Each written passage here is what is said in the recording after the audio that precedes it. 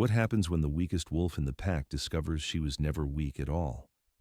For Sarah Ashwood, life meant silence. It meant keeping her head down, her scent muted, her presence forgettable in a pack that measured worth by the weight of dominance rolling off your skin. She was Omega, the lowest rank, the one who cleaned, who served, who existed at the pleasure of those born stronger. For 23 years she'd worn that title like a collar, tight around her throat, stealing her breath. Her wolf barely stirred inside her, a whisper where others had roars, a flicker where others burned bright. But when Alpha Cain Blackthorn rejected her in front of the entire Silvermoon pack during the Harvest Moon ceremony, when he severed their fated mate bond with words that cut deeper than claws, everything changed. And what happens next, no one was prepared for. Not even the moon goddess herself. The harvest moon hung fat and golden over the Silvermoon territory, casting everything in amber light. Sarah stood at the edge of the gathering circle, where the grass met the packed dirt of the ceremonial grounds, where Omegas always stood. The scent of hundreds of wolves pressed against her heightened senses, a suffocating blend of pine, musk, aggression, and anticipation. Tonight, Alpha Cain would announce his chosen mate. Sarah's heart hammered against her ribs. She touched the spot just below her collarbone where a faint silver mark had appeared 3 months ago, the moon goddess's sign of a fated mate bond. Only she could see it, a secret warmth beneath her skin that pulsed in time with Cain's presence. The bond hummed between them, invisible to everyone else, pulling at something deep in her chest. "He feels it too," her wolf whispered, so quiet Sarah almost missed it. "He has to." But doubt gnawed at her. Cain Blackthorn was everything an alpha should be, powerful, commanding, his scent a heady mixture of forest and embers, ozone and steel that made other wolves bow their heads reflexively. He stood at the center of the circle now, broad-shouldered and golden-eyed, radiating authority. Next to him stood Mira Cortez, the pack's head enforcer. Beautiful, lethal Mira, whose scent of cinnamon and iron cut through the crowd like a blade. Her hand rested possessively on Cain's arm. Sarah's stomach twisted. "Brothers and sisters of Silvermoon," Cain's voice carried across the silent gathering, deep and absolute. "Tonight, under the harvest moon, I claim my mate before the goddess in this pack." The bond flared white-hot in Sarah's chest. She gasped, pressing her hand harder against the mark. Several wolves glanced her way, noses wrinkling. "My chosen mate is... mate." The word fell from Sarah's lips before she could stop it, barely a whisper, but in the preternatural silence, it echoed. Every head turned. 200 pairs of eyes found her at the edge, small and trembling, her scent of lavender and morning dew suddenly stark in the charged air. Cain's golden gaze locked onto hers. For one heartbeat, she saw recognition flare in his eyes. He felt it. The bond pulled taut between them, visible to him now, demanding acknowledgement. His expression hardened to stone. Sarah Ashwood. Her name in his mouth sounded like a curse. He stalked toward her, and the crowd parted like water. Wolves backed away, sensing what was coming. "You dare speak during a claiming ceremony?" "The bond," her voice cracked. "Cain, you feel it. The moon goddess..." "The moon goddess made a mistake." The words hit like a physical blow. Sarah stumbled back, but Cain kept advancing, each step deliberate, predatory. The scent of his anger, sharp ozone, crackling like a gathering storm, made her wolf whimper and curl small inside her. "You are Omega," Cain said, loud enough for everyone to hear. "Weak, powerless. Your wolf is barely a flicker. What use is a mate who cannot fight, cannot lead, cannot even shift properly?" He stopped inches from her, towering over her. "I, Cain Blackthorn, Alpha of the Silvermoon pack, reject you, Sarah Ashwood, as my mate." The bond snapped, not gently, not a gradual fraying. It snapped like a rope pulled past breaking, and the recoil sent agony exploding through Sarah's entire body. She screamed, crumpling to the ground, her hands clawing at her chest where the mate mark burned white-hot, then turned to ash beneath her skin. Fire raced through every nerve. Her wolf howled in anguish, the sound trapped inside her skull. Distantly she heard her own voice, raw and broken, echoing across the ceremonial grounds. No one moved to help her. "Remove her," Cain ordered, already turning away, returning to Mira's side. "She is no longer welcome at pack gatherings." Hands, rough, uncaring, grabbed Sarah's arms and hauled her to her feet. The guards, their sense bland and dutiful, dragged her through the parting crowd. She caught glimpses of faces, some pitying, most indifferent, a few openly mocking. Her parents stood near the Beta circle. Her mother, Elena, looked away. Her father, Marcus, stared at the ground, jaw tight, saying nothing. They didn't defend her, didn't speak up, didn't even meet her eyes. "Please," Sarah gasped, trying to reach toward them, but the guards pulled her past. "Mom! Dad!" Nothing. They let her be dragged away like garbage. The guards hauled her to the edge of pack territory where the maintained forest gave way to wild, untamed woods. This was the boundary. Cross it, and you were rogue. No pack protection, no pack bonds, nothing but survival. "Alpha's orders," one guard said, shoving her forward. "You're cast out. If you return, you'll be killed as a trespasser." They left her there, in the dark, with nothing but the clothes on her back and a soul torn in half. Sarah knelt in the dirt, arms wrapped around herself, feeling the phantom pain of the severed bond pulse with every heartbeat. Behind her, faint sounds of celebration drifted from the ceremonial grounds. They'd resumed the claiming. Cain was probably marking Mira right now, creating a chosen bond to replace the fated one he'd destroyed. The scent of wildflowers that clung to Sarah seemed to wilt, turning bitter. Her wolf had gone completely silent. Sarah rose on shaking legs and stumbled into the forest. She had nowhere to go, no plan, no hope. The night air cut cold against her skin, and dark clouds were rolling in from the north, heavy with the promise of a storm. She walked anyway. What else was there to do? The blizzard hit 3 hours later. Sarah had made it maybe 5 miles into the wilderness, not far for a wolf, an impossible distance for her failing body. The temperature had dropped viciously, and snow now fell in thick, blinding sheets. Her thin ceremonial dress offered no protection, and her boots were meant for dancing, not hiking through increasingly deep drifts. This is it, she thought distantly, as her legs gave out and she collapsed against a tree. This is how I die. Her fingers had gone numb. She couldn't feel her toes. The wind howled through the trees like a living thing, stealing what little warmth remained in her core.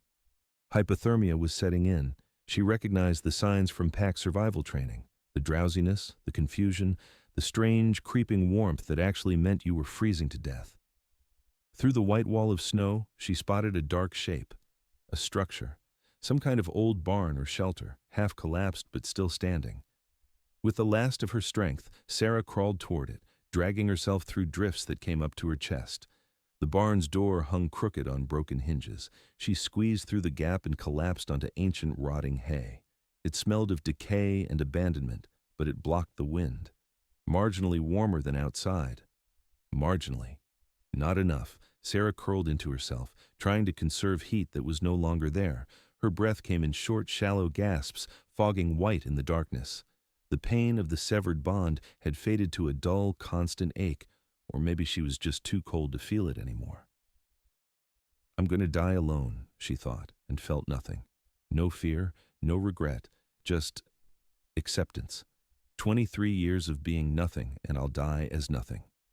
Her eyes drifted closed. Time became meaningless. Seconds or hours, she couldn't tell. The cold was everywhere now, inside and out, pulling her down into darkness that felt almost welcoming. Then, warmth. Not human warmth. Something else. Something wild and alive, pressing against her from all sides. Sarah's eyes fluttered open, struggling to focus. Fur, massive bodies. She was surrounded by wolves. Her survival instinct flickered weakly. Rogues. They'd found her. This was an even worse death than freezing, being torn apart by... But they weren't attacking. They were surrounding her. Pressing close, their body heat enveloping her like a blanket. One enormous wolf, charcoal gray with silver markings, lay against her back. Another, russet-colored, curled against her front. More pressed in from the sides, above, creating a living cocoon of warmth. Sarah's confusion mounted as sensation slowly returned to her frozen limbs. She counted them in the dim light filtering through gaps in the barn walls. 1, 2, 3. These weren't normal wolves. They were massive, each easily twice the size of the largest alpha she'd ever seen. 4, 5, 6.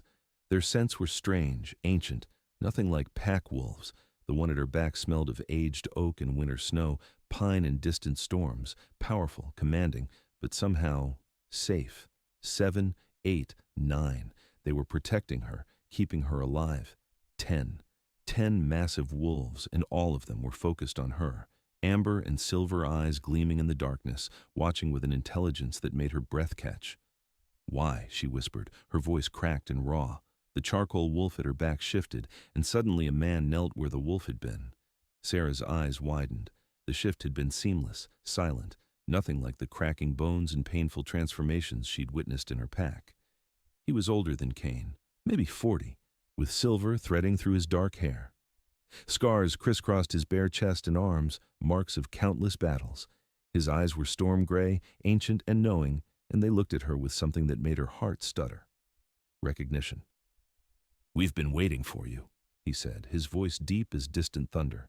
His scent wrapped around her, oak, snow, pine, storm, and her wolf, silent for so long, suddenly stirred, waking, reaching toward him with desperate hunger. "I don't understand," Sarah managed. "You will." He reached out slowly, giving her time to pull away. When she didn't, his scarred hand cupped her cheek with surprising gentleness. His warmth sank into her cold skin. "You're safe now, little one. Sleep. When you wake, we'll explain everything." "Who?" Her eyes were already closing again, exhaustion and cold still pulling at her. "Who are you?" "My name is Cale Stormborn," he said softly, "and I am yours as you are ours, as it was always meant to be."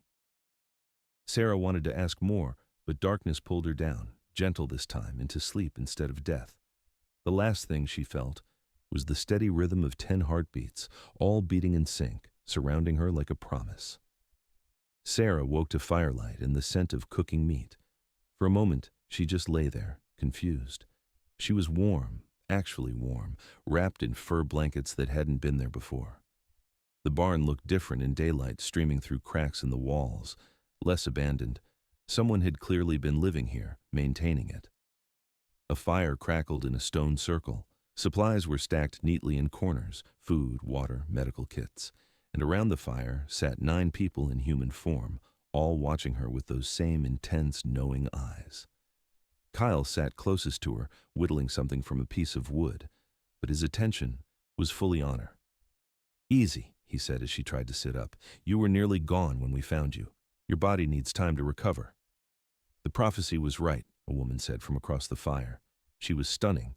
Dark skin, silver hair in intricate braids, amber eyes that seemed to see through Sarah's soul. Her scent was honeysuckle and moonlight. She came during the storm moon, cast out and dying, just as the old word said. "Lyra, don't overwhelm her," another voice chided gently. This one was male, younger, with red hair and kind eyes. He smelled of cedar and rain. "Give her a moment to breathe." Sarah's head spun. "Prophecy? What prophecy? What's happening?" Kyle set down his whittling and moved closer, kneeling beside her bedding. "Do you know the old stories, Sarah? The ones packs used to tell before they became civilized, before they started ranking wolves like a hierarchy of worth?" She shook her head slowly. "There are older powers in this world," Kyle continued, his gray eyes holding hers. "Older than the pack system, older than alphas and omegas. The moon goddess has many faces, many gifts, and the greatest of her children are not those who dominate. They are those who nurture, who heal, who unite." Lyra spoke again, her voice taking on a rhythmic ancient quality. "When the storm moon rises and the weakest falls, when rejection breaks what should not break, the matriarch will rise. She will be marked by wildflowers and innocence lost. She will command not through dominance but through devotion. She will come when the old blood has forgotten its purpose, and she will remind them." The words resonated in Sarah's chest, making her wolf stir again, stronger now, more present than it had ever been. "That's you," Kyle said quietly. "That's always been you, Sarah, but your power was bound." "Bound?" The word came out sharp. "What do you mean, bound?" A wave of power washed over the space, not aggressive but undeniable. The 9 wolves around the fire all bowed their heads slightly, and Sarah realized they were deferring to her, to her. An Omega who couldn't even shift properly, except she wasn't an Omega, had never been. Your parents, Kyle said, and his voice held both gentleness and anger. They bound your power when you were an infant. They were scared. You were so strong even as a baby, your wolf already present and aware. They thought you'd be dangerous, uncontrollable, so they hired a witch to lock your wolf away to make you seem weak. The room tilted. No, they wouldn't. The binding was supposed to be temporary, Lyra added, just until you were old enough to control your gifts. But they never reversed it. Fear made them keep you small, keep you safe, they probably told themselves. Sarah's hands shook. 23 years. 23 years of being treated as less than, of being invisible, of feeling broken and wrong, all because her parents had. The rejection, Kyle continued, his hand finding hers, steady and warm, shattered the binding. Fated mate bonds are powerful, primal magic. When Cain rejected you so brutally, the recoil broke the spell. Your wolf is waking up, Sarah. You're waking up. As if summoned by his words, power suddenly surged through Sarah's body, raw, untamed, massive. She gasped, doubling over as energy crackled along her skin. Her wolf, silent and small for so long, suddenly roared to life inside her. Finally, her wolf said, and the voice was nothing like the whisper Sarah remembered. It was strong, commanding, ancient. Finally, we are free. It's okay, Kel murmured, his hand squeezing hers. We're here. We'll help you through this. That's why we exist. The Shadow Guard. We've been waiting for you for over a decade, following the prophecy, searching. We are sworn to you, matriarch. We are yours to command. Shadow Guard, Sarah repeated, trying to ground herself as power continued to build inside her, demanding release. She looked around at the 9 faces, Lyra, the red-haired man, others she hadn't learned yet. All of you? All 10, Kyle confirmed. We are the last of the old bloodlines, the wolves who remember what it means to serve true power. Not dominance, not cruelty, but unity, healing, the strength that comes from protecting rather than conquering. The power crested like a wave about to break. Sarah's skin felt too tight, her bones aching with the need to shift. Let it happen, Kyle encouraged, rising and pulling her gently to her feet. The other wolves stood as well, forming a circle around her. Your first true shift. We'll witness it. We'll protect you through it. I don't know how, Sarah gasped, panic rising. Every time I've tried, I can't. You can, Kyle said firmly. His scent, oak, snow, pine, storm, wrapped around her like an anchor. The binding made you think you couldn't, but that's gone now. Trust your wolf. Trust yourself. Sarah closed her eyes and stopped fighting. The shift exploded through her, but it wasn't like the painful transformations she'd seen others endure, all breaking bones and screams. This was flowing, like water finding its path. Her bones lengthened, reshaped, but it felt like a release, not a breaking. Fur emerged, not the dull brown she'd expected, but gleaming silver white that seemed to hold moonlight itself. Power rolled off her in waves that made the air shimmer. She grew, and grew, and grew. When it was done, Sarah stood on 4 legs, and the world looked different from this height. She was massive, larger than Kale's wolf form, larger than any alpha she'd ever seen. Her paws were the size of dinner plates. When she looked down at her reflection in a bucket of water, she saw eyes that glowed pure silver like twin moons. Yes, her wolf purred, satisfaction and power thrumming through every cell. This is us. This is what we were meant to be. A howl built in Sarah's chest, not of pain, but of pure, unbridled joy and freedom. She threw her head back and let it loose. The sound shook the barn, rattled the windows, sent snow cascading from trees outside. It echoed across the wilderness, a proclamation and a promise and a warning all at once. Birds exploded from the forest canopy, small creatures fled, even the clouds seemed to pause in their journey across the sky. When the howl faded, silence held the world captive for a long moment. Then, as one, the Shadow Guard shifted into their wolf forms and answered her call. 10 massive wolves, their voices blending with hers, swearing loyalty in the oldest language their kind knew. Lyra was right. Kyle was right. The prophecy was right. She was the matriarch, and these were her wolves. Sarah shifted back to human form, another effortless flow, and found herself smiling despite everything. Despite the betrayal, the rejection, the pain. Because for the first time in her entire life, she felt whole. "She is magnificent," one of the guard breathed, the red-haired man still in awe. "She is ours," Cale corrected, having shifted back as well, his gray eyes soft as they met Sarah's. "And we are hers, as it should be." Sarah looked at him, this scarred, powerful man who called her matriarch, who'd waited years for her, and felt the stirring of something new, not the forced mate bond that Cain had rejected, something gentler, chosen, growing slowly like dawn light. "Teach me," she said, her voice steady now, carrying an authority she'd never possessed before. "Teach me everything I need to know, everything I should have been." Kyle's smile was fierce and proud. "It would be our honor, matriarch." "Sarah," she corrected softly. "When it's just us, call me Sarah." "Sarah," he repeated, and the way he said her name made her wolf purr with contentment. Days turned to weeks. The old barn became home, not just shelter, but a place where Sarah discovered who she truly was. Each morning, Kyle woke her before dawn, patient and steady as a mountain, teaching her to control her shifts. The first few times were messy, instinct-driven, but under his careful guidance, she learned to flow between forms as easily as breathing. "Good," he'd say, his hand steady on her shoulder after a particularly smooth transition. "You're learning faster than anyone I've ever trained. But then, you were born for this." The Shadow Guard each had their role in her education. Lyra taught her about the old magics, the prophecies, the history their kind had forgotten in pursuit of pack politics and dominance hierarchies. "We were never meant to be ruled by the strongest," Lyra explained one evening, silver hair gleaming in firelight. "We were meant to be guided by the wisest, the most compassionate. Alphas were protectors, not tyrants. Omegas were healers and peacemakers, not servants." Finn, the red-haired wolf who smelled of cedar and rain, taught her to hunt. "You move like water," he'd laugh, watching her track prey through the forest. "The others, they're all force and power, your strategy and grace." Thorn, a grizzled warrior with amber eyes, taught her combat. "You don't need to overpower," he instructed, circling her in the training clearing. "You're already stronger than most. What you need is precision."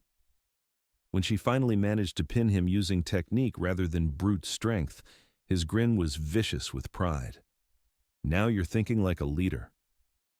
But it was Kyle she gravitated toward most. Kyle, whose steady presence calmed her racing thoughts. Kyle, whose scent of oak and winter storms made her wolf settle with contentment. They'd sit by the fire long after the others had gone to sleep, talking about everything and nothing. "Why did you wait so long?" she asked one night, weeks into her training. "The prophecy. You knew I existed somewhere. Why not come find me?" "We tried," Kyle admitted, his expression shadowed with old frustration. "But the binding on your power also masked your presence. We could feel the pull toward this region, but couldn't pinpoint you. We had to wait until the binding broke, until your true scent emerged." He looked at her, storm-gray eyes reflecting firelight. "That night of your rejection, your power exploded like a beacon. We all felt it, miles away, dropped everything and ran toward you." "You saved my life," Sarah said softly. "No." Kyle reached out, tucking a strand of silver hair behind her ear, the gesture intimate and careful. "You saved ours. We've been waiting so long, Sarah, waiting for purpose, for pack, for you. The Shadow Guard, we're powerful, yes, but we're incomplete without our matriarch, without someone to protect, to serve, to—" He trailed off, but Sarah heard what he didn't say. The bond growing between them was different from what she'd had with Cain. Not fate's command, but choice. Attraction and respect and the slow, steady building of something real. "To love?" she finished for him, surprised by her own boldness. Kyle's hand cupped her cheek. "If you'll have me," he said quietly. "Not because the moon goddess demands it, not because of prophecy, but because I see you, Sarah. All of you. Your strength and your kindness, your pain and your resilience. I see you, and I choose you." "I choose you too," she whispered. When Cale kissed her, it felt nothing like obligation or destiny's cruel joke. It felt like coming home, The bond snapped into place, but this time it was warm, golden, right? A chosen mate bond, freely given by both parties, stronger than fate because it was built on genuine feeling. When they pulled apart, Sarah could see the faint silver mark appearing below Cale's collarbone, the mate mark, but different from what she'd had with Cain. This one looked like intertwined trees, roots, and branches creating an unbreakable pattern. "My matriarch," Kyle murmured against her forehead. "My mate, my Sarah." Around them, the rest of the Shadow Guard emerged from the barn, having clearly stayed back to give them privacy. They didn't seem surprised. If anything, they looked pleased. "Finally," Lyra said with a knowing smile. "We were wondering how long you two would dance around it." Sarah laughed, a real laugh, bright and free, and realized she was happy. Truly, genuinely happy for the first time in her life. She was no longer the weak Omega. She was Sarah Ashwood, matriarch of the Shadow Guard, chosen mate of Cale Stormborn. She was powerful, she was loved, she was whole. But darkness still lurked in the world, and the past had a way of catching up. The scout found them on the first day of the blood moon cycle. Sarah smelled him before she saw him, a silver moon wolf, his scent of aggression and fear cutting through the peaceful morning. She'd been training with Thorn, practicing defensive maneuvers when her senses suddenly screamed warning. "Contact," she said sharply, and the Shadow Guard instantly shifted from relaxed to combat ready. Kyle appeared at her side, partially shifted, claws extended. "How many?" "Just one," Sarah confirmed, tracking the scent, watching us from the ridge. The scout broke cover and ran. Finn was fastest. He shifted mid-stride and chased the intruder down in seconds, dragging him back to the clearing by his scruff. The Silver Moon wolf struggled, terror rolling off him in waves. "Please," he gasped, still in human form. "Please, I'm just a messenger." "A spy," Lyra corrected coldly. "What does Silver Moon want?" Sarah asked, her voice carrying the authority that now came naturally. She didn't shift, didn't need to. Her power radiated off her skin, making the scout whimper and bare his throat in submission. "Alpha Cain." He heard rumors that the Omega survived, The scout's eyes widened as he finally looked at her properly, seeing past the girl he'd known to the matriarch she'd become. "Moon Goddess, the prophecy is real." "Tell Cain," Sarah said, her voice hard as stone, "that this territory is claimed. He has no authority here. If he wants to discuss borders, he can send proper emissaries, not spies."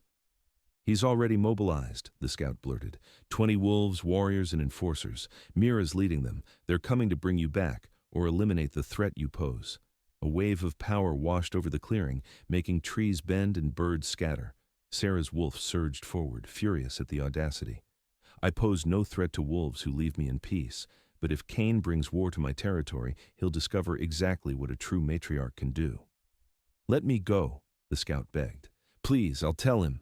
"Go," Cale growled. "Run back to your alpha and deliver the matriarch's message. This is her territory now. Any who enter without permission will be dealt with accordingly."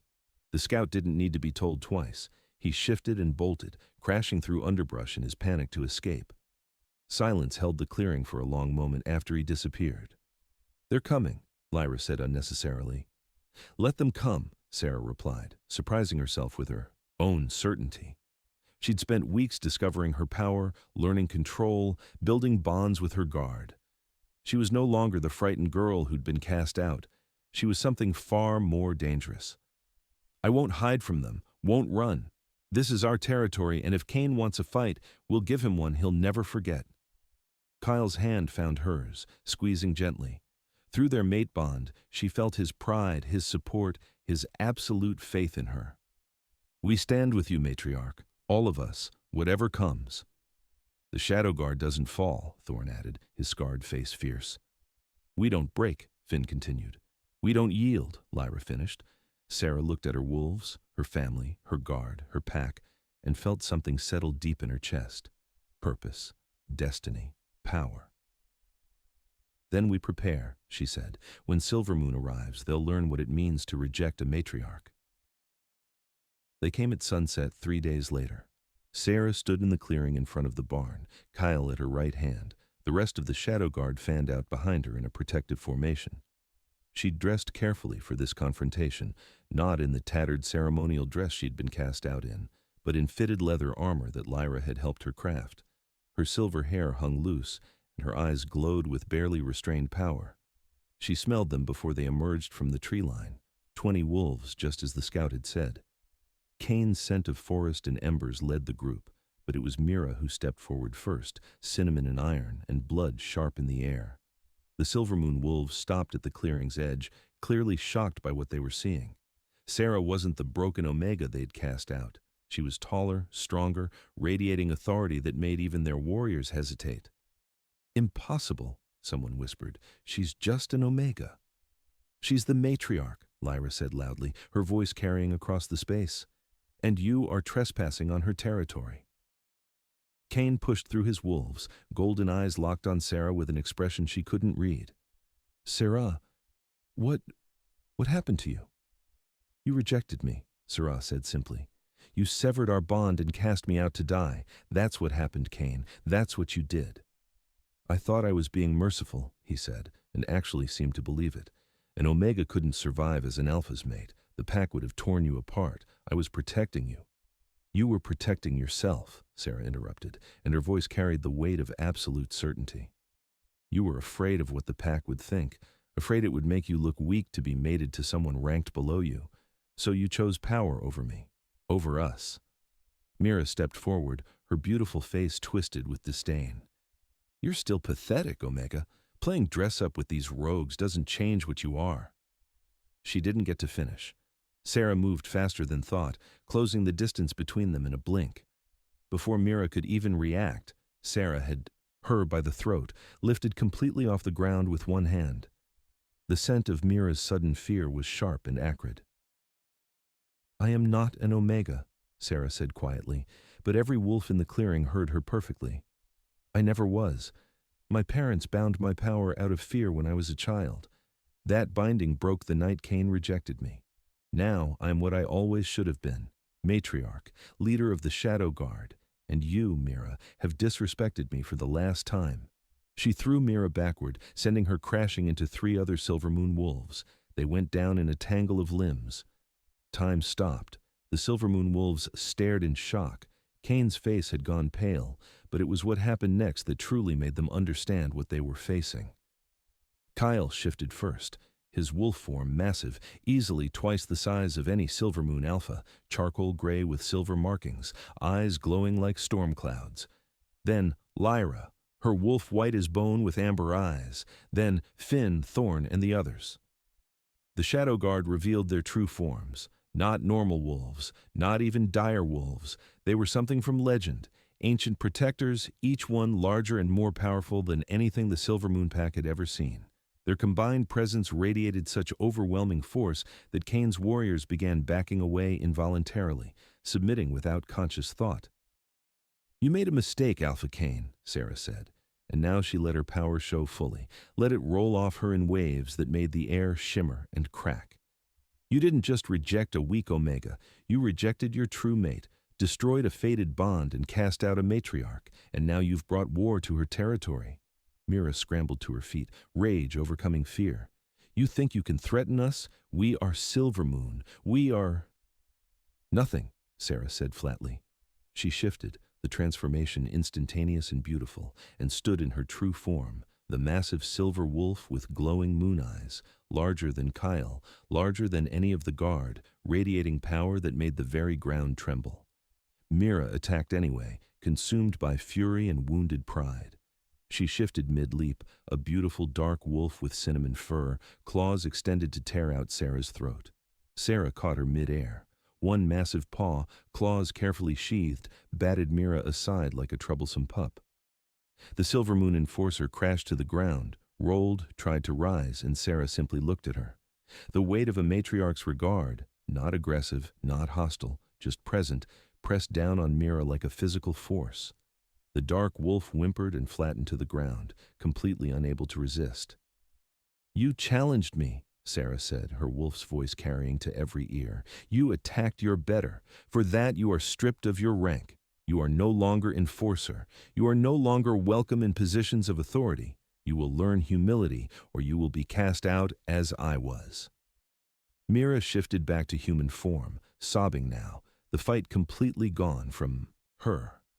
Sarah turned her glowing gaze to the rest of the Silvermoon wolves. They cowered, every single one, including the warriors, including Cain dropped to his knees, head bowed, throat bared in the ultimate sign of submission. "Mercy," he whispered, his voice breaking. "Please, matriarch, I didn't know, I didn't understand, You knew exactly what you were doing," Sarah said, shifting back to human form.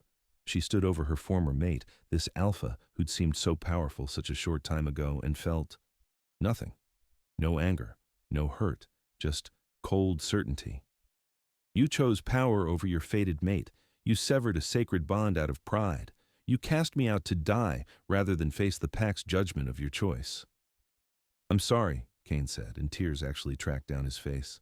"Sarah, I'm so sorry. I was wrong. I was cruel. If I could take it back—" "You can't," Sarah said simply. "The bond is broken forever. There's no going back, Cain. Only forward." She looked at the assembled Silvermoon wolves, making sure each one met her eyes. "I have no desire for war with your pack. I claim this territory as mine, under protection of the Shadow Guard. Your hunting grounds and packlands remain yours. We will coexist peacefully, or we will remind you why ancient wolves feared the matriarchs." "You're letting us go?" one of the warriors asked, shocked. "I am not my enemy," Sarah said. "I don't seek vengeance. I seek justice. You came here to capture or kill me, but I'm giving you a choice. Accept the new borders, respect this territory, and we have no quarrel. Continue to threaten what is mine, and you'll discover why the old packs kept careful peace with the matriarchs." She looked down at Cain, still kneeling. "As for you, you are no longer Alpha of Silvermoon." Gasps rippled through the assembled wolves. "What?" Cain's head snapped up, horror filling his golden eyes. "You rejected your fated mate, severed a sacred bond, and led your pack to war over pride," Sarah listed, her voice ringing with authority. "These are not the actions of a wise leader. The moon goddess gifted you a matriarch as mate, and you threw her gift away. Your rank is forfeit." "Who will lead us?" someone called out fearfully. Sarah's gaze swept over them and landed on an older wolf, Silvermoon's former beta, who'd always been fair and kind during her time in the pack. "Marcus Thornheart has the wisdom and experience. Let the pack decide through proper challenge, as tradition demands, but Cain is no longer Alpha." The weight of her pronouncement settled over the clearing like falling snow. Inevitable, final, absolute.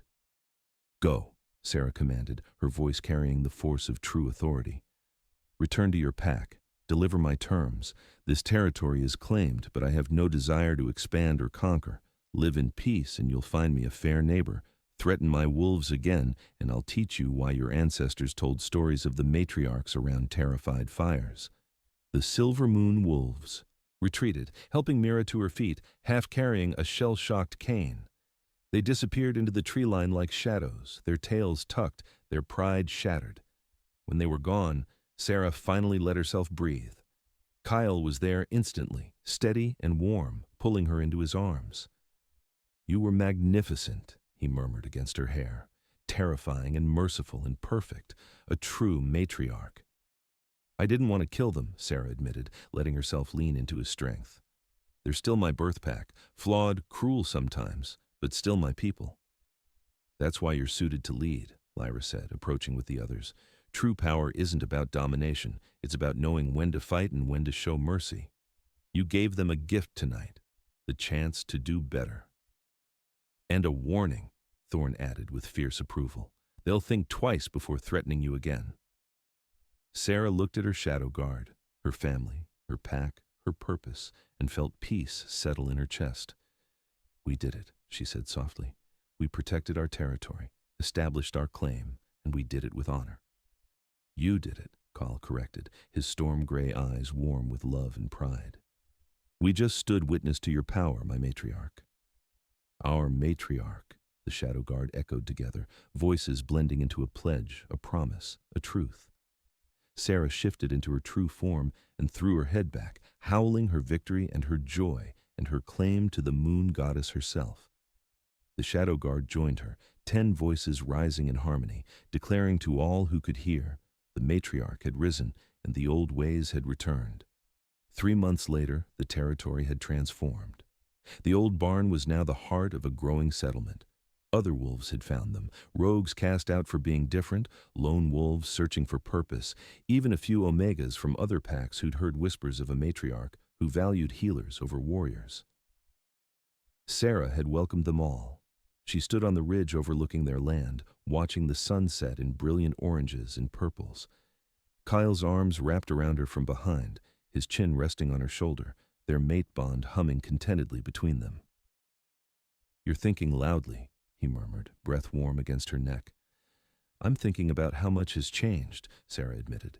6 months ago, I was the Pax Omega, invisible, worthless.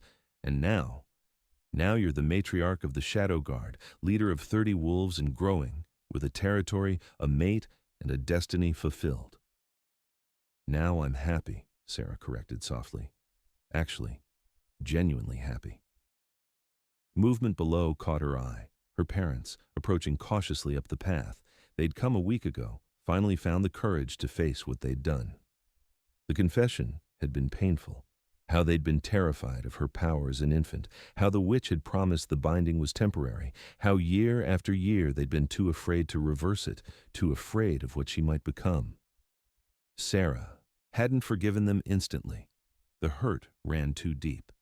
But she'd given them the chance to earn forgiveness, to prove through actions that they understood the magnitude of their betrayal.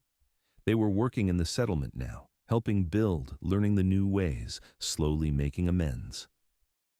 "They're trying," Kyle said quietly, following her gaze. "I know," Sarah said, "and maybe someday it'll be enough." A howl rose from the forest, different from her wolves, darker, carrying a warning. Kyle tensed instantly, and Sarah's hand went to his arm. "Easy," she murmured. "I smell them.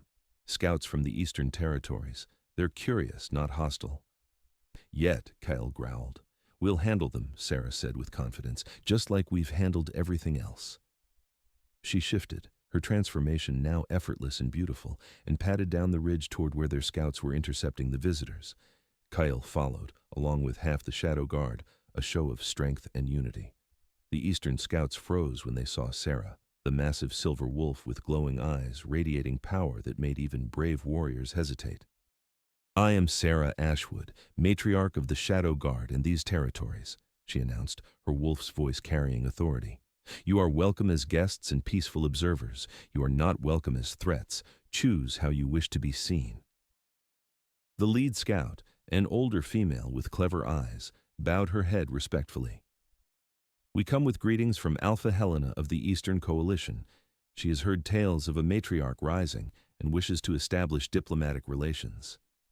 "Then tell Alpha Helena she is welcome to send proper ambassadors," Sarah replied. "We seek peaceful coexistence with all territories willing to respect boundaries and honor the old ways." "The old ways," the scout repeated thoughtfully. "When matriarchs guided rather than alphas dominated. When strength was measured in unity rather than conquest." "Exactly," Sarah confirmed. "The moon goddess's true vision for our kind." The scout's eyes gleamed with something like hope. "Many of us remember those stories. Many of us have hungered for a return to those ways. Your presence may spark changes far beyond these borders, matriarch." "Then let those changes come," Sarah said, "but slowly, peacefully, through choice rather than force. I have no desire to conquer, only to prove that another way is possible." After the scouts departed with her message, Sarah stood with Kale under the rising moon, not full yet, but bright enough to paint the world in silver light. "More will come," Kyle said, not quite a question. "Yes," Sarah agreed. "Some curious, some hostile, some desperate for what we're building here, and we'll face each one together." She shifted back to human form and turned in Kale's arms, looking up at her chosen mate, her protector, her partner. "Thank you," she said softly. "For what?" "For waiting for me. For believing in prophecy even when it seemed impossible. For seeing me when I couldn't see myself." Kyle's hand cupped her face, thumb brushing her cheekbone with infinite gentleness. "You were always magnificent, Sarah. The binding only hid it. Your true self was always there, waiting to emerge. He pressed his forehead to hers, and I would wait 1,000 years more if it meant having you at my side. The mate mark on both their chests glowed softly in the moonlight, intertwined trees, roots, and branches, unbreakable and eternal. I love you, Sarah whispered. I love you, Cale returned. My matriarch, my mate, my Sarah. Around them, the shadow guard began to howl, not a warning this time, but a song, a celebration, a promise to the moon goddess that they would protect what had been built here, would honor the old ways, would follow their matriarch wherever the path led. Sarah joined her voice to theirs, and the sound echoed across the territories, reaching into lands beyond, carrying a message that would change everything. The matriarch had risen. The old ways had returned, and the world would never be the same. And so Sarah Ashwood's journey from cast-out Omega to legendary matriarch became the story whispered around fires, the prophecy fulfilled, the proof that true strength comes not from dominance, but from unity, not from crushing others, but from lifting them up. She learned that rejection can break you, or it can break the chains holding you back. That family isn't always blood. Sometimes it's the wolves who choose to stand beside you when the world tells you to kneel. That power without compassion is tyranny, but compassion backed by power can change everything. What would you do if you discovered your weakness was a lie? Would you seek vengeance, or would you choose a different path? Would you become what hurt you, or would you prove there's another way? If this story resonated with you, if Sarah's transformation inspired you, please like this video and leave a comment telling us your favorite moment. Share it with someone who needs to hear that they're stronger than they know. Subscribe and hit the notification bell so you don't miss the next chapter in the matriarch's story, because darker threats are gathering beyond the borders, ancient evils stirring at the whisper of her name, and the blood moon prophecy has only just begun. Thank you for listening to Sarah's story. We'll see you in the next chapter when the matriarch faces her greatest challenge yet. Until then, remember, you are not what others tell you. You are what you choose to become.